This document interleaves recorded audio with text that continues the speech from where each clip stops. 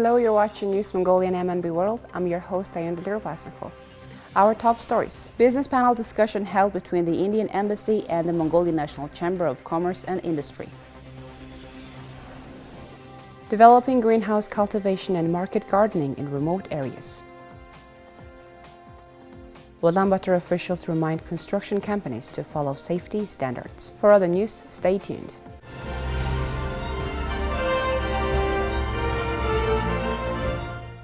On Friday, the Indian Embassy in Mongolia and the Mongolian National Chamber of Commerce and Industry jointly organized a business panel discussing on expanding cooperation between the two countries in major sectors, including trade, technology, and tourism. Are created only because of tourism. Expanding 3T Horizons for India and Mongolia was the title of the event. It consisted of 3 panel discussions divided into the health, tourism, and education sectors. Indian and Mongolian officials, professionals, and business owners shared their expertise and experiences on the subject. The event aimed to open up more business opportunities between the two countries, especially in the non-mining sectors. The Indian ambassador to Mongolia, Mr. Sin, noted that the Indian government is currently supporting the building of an oil refinery in Mongolia. He said India has more capacity to support Mongolia in other areas. Some areas highlighted were information technology and trading in Indian and Mongolian traditional medicine. The idea of hosting this event is as post-pandemic recovery of the world takes place, and India and Mongolia have a lot to catch up.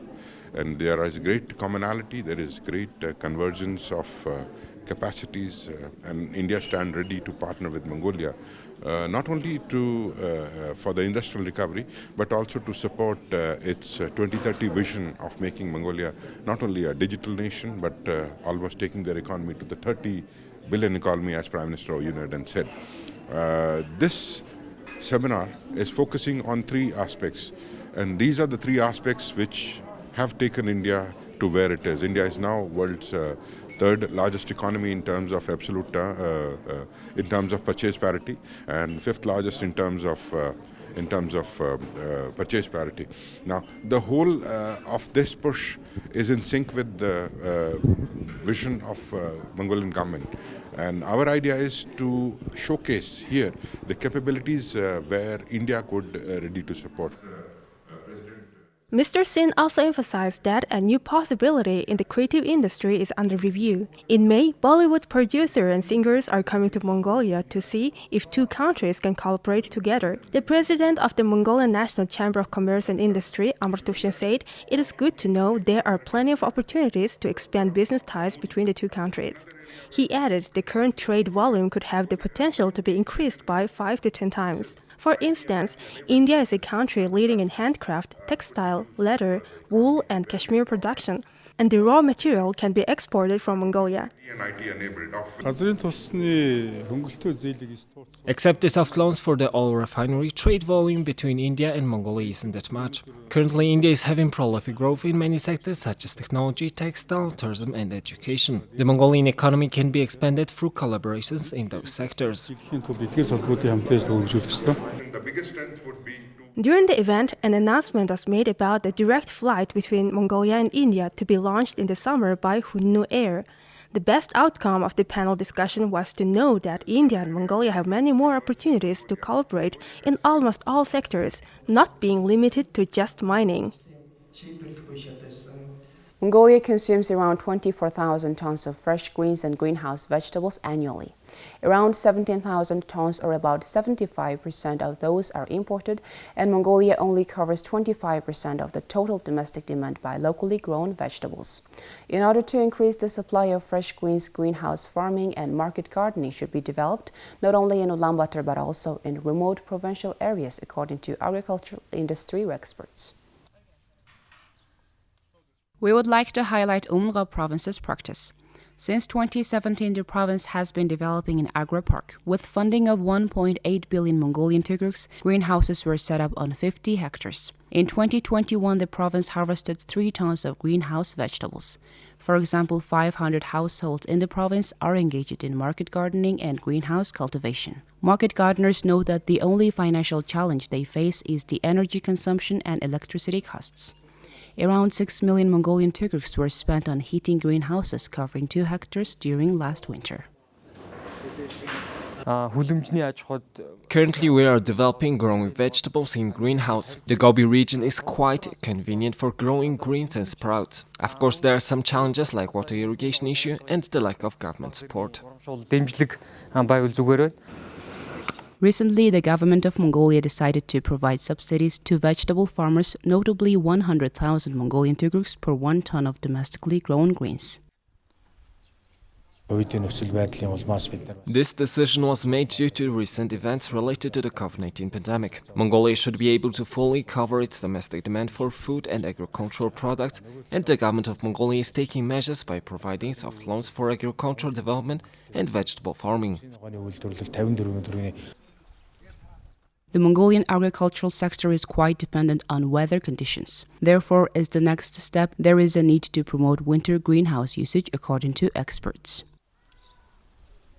The Metropolitan Professional Inspection Department is warning construction companies not to endanger their workforce to save on expenses. Inspectors say that accidents can happen when companies cut corners on safety. This is a video from 2 weeks ago. A fire started at a building under construction in Ulaanbaatar Sangol district, causing significant damage in minutes. Safety guidelines have been delivered to construction companies to address the greater risk of fires starting during the dry season. Fines of 53 million tugruk have been imposed on 14 business entities and 5 individuals. Orders to temporarily stop construction have been issued, and lawsuits have been filed for 28 unauthorized construction sites in accordance with the law. According to industry regulations, 0.5% of government-funded construction project budgets and 1.5% of budgets for privately funded projects must be spent on ensuring workplace safety. When budgets get cut during construction, human lives are endangered. Since the start of this year, 6 lives have been lost to construction site accidents in the capital city. 5 of these deaths were due to an unsafe work environment. A man lost his life from falling into an elevator shaft at a construction site. Another life was lost from a fall. This is due to most construction companies often having safety managers hold the positions. A worker with a different role also holds the position of safety manager. A manager who has to be on site on a daily basis goes on to fulfill a different role, letting young, reckless workers not wear their safety harness, causing dangerous incidents of falling and losing their lives. Fence placement violations and construction in high-risk flood zones are also common. As of today, over 3,200 households are living in high-risk flood zones. The illegal construction of parking areas and buildings that impact flood channels has also been a problem. City officials have delivered orders to clear these violations. According to the Ministry of Health, on Thursday, 103 new COVID-19 cases were detected nationwide and no additional deaths were reported.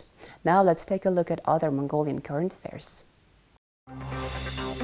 Deputy Minister of Foreign Affairs Mukhje held an online meeting with Amanda Milling, State Minister for Asia and the Middle East of the United Kingdom of Great Britain and Northern Ireland. During the meeting, the parties discussed a number of issues regarding Mongolian-British relations, bilateral cooperation and exchange views on upcoming visits and events. The year 2023 will mark the 60th anniversary of Mongolia-UK diplomatic relations. Mongolia and the United Kingdom established diplomatic relations on January 23, 1963.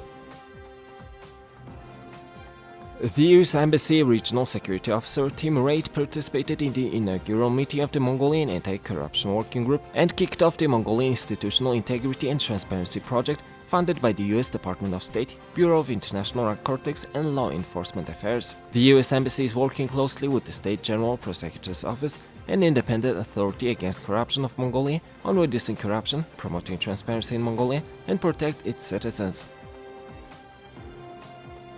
On the initiative of the President of Mongolia, the Green Financing Regional Forum will take place at the State House on March 29th and 30th.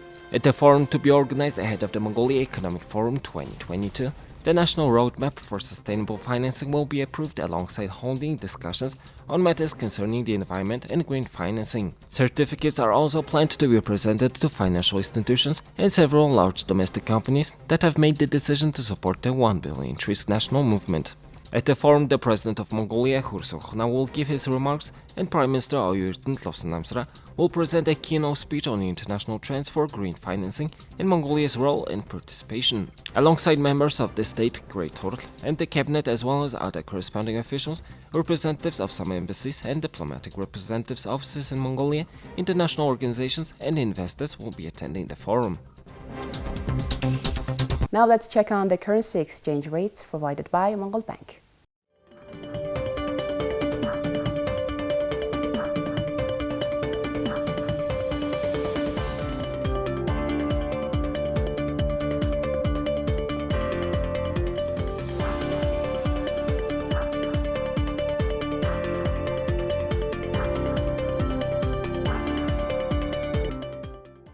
Here's the weather forecast for major cities around the world.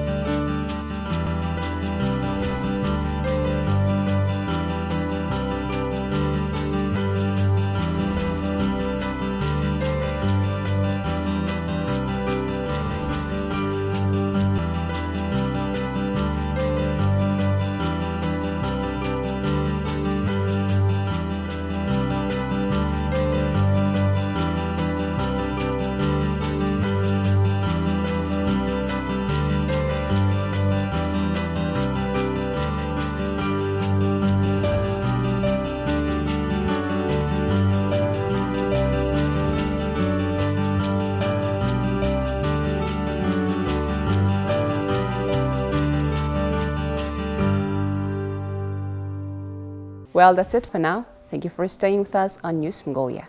See you next time with more stories and updates. Please follow MNB World on Facebook, YouTube, Twitter, and Instagram. Goodbye.